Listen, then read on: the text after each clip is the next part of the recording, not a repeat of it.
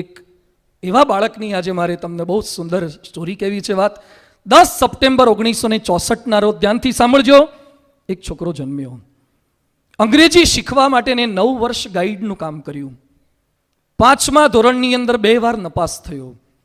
આમાંથી 5મામાં 2 વાર નપાસ થયા હોય એવા ભાગ્ય જ કોઈક હશે. 8મામાં 3 વાર નપાસ થયો. 8મામાં 3 વખત નપાસ. અને કોલેજની એન્ટ્રન્સ પરીક્ષા આપવા ગયો તો 3 વખત નપાસ. કોલેજની એન્ટ્રન્સમાં 3 વખત નપાસ. હાર્વર્ડ યુનિવર્સિટીમાં એપ્લાય કર્યું, 10 વાર રિજેક્ટ.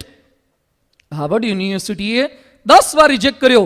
કુલ 24 પરીક્ષામાં નપાસ થયો. પહેલાથી કોલેજ સુધીમાં 24 પરીક્ષામાં નપાસ.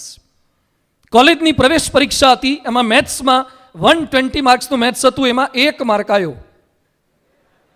120માંથી 1 જ માર્ક. બીજી વાર પરીક્ષા આપી 19 આવ્યા. ત્રીજી વાર પરીક્ષા આપી 89 આવ્યા. પછી એને એમ થયું કે નોકરી કરીએ. નોકરી માટે 30 વાર ઇન્ટરવ્યુ આપ્યા, નિષ્ફળ. એકવાર પોલીસમાં અરજી કરી કે કંઈ નહીં તો હોમગાર્ડ તો થઈએ, કોન્સ્ટેબલ થઈએ. 4 લોકો સિલેક્ટ થયા, આજ સિલેક્ટ ન થયો. એને એમ કીધું કે તારી હાઈટ નથી, તારું કદ બરાબર નથી. એને એમ થયું પોલીસમાં કામ નહીં મળે તો એના શહેરની અંદર 1986માં KFC ખુલ્યું, સ્ટોર KFC. એમાં સ્ટોરમાં ઇન્ટરવ્યૂ હતા. એને એપ્લાય કર્યું. 24 વ્યક્તિ એપ્લિકન્ટ હતા, એમાંથી 23 સિલેક્ટ થઈ ગયા. Unfortunately he was refuse. 24મો એ હતો, એ સિલેક્ટ ન થયો.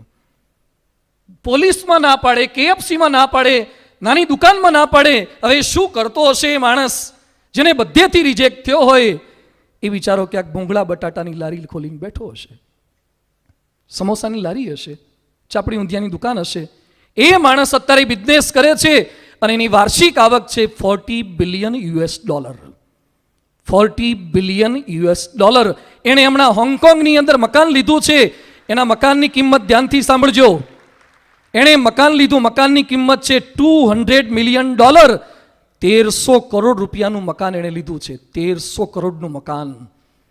જે 24 વાર નપાસ થયો તો એ ચાઇનાનો સૌથી ધનિક વ્યક્તિ છે, એશિયાનો સૌથી ધનિક વ્યક્તિ છે. નામ છે એનું જેકમા. અલીબાબા ગ્રુપનું નામ સાંભળ્યું ને?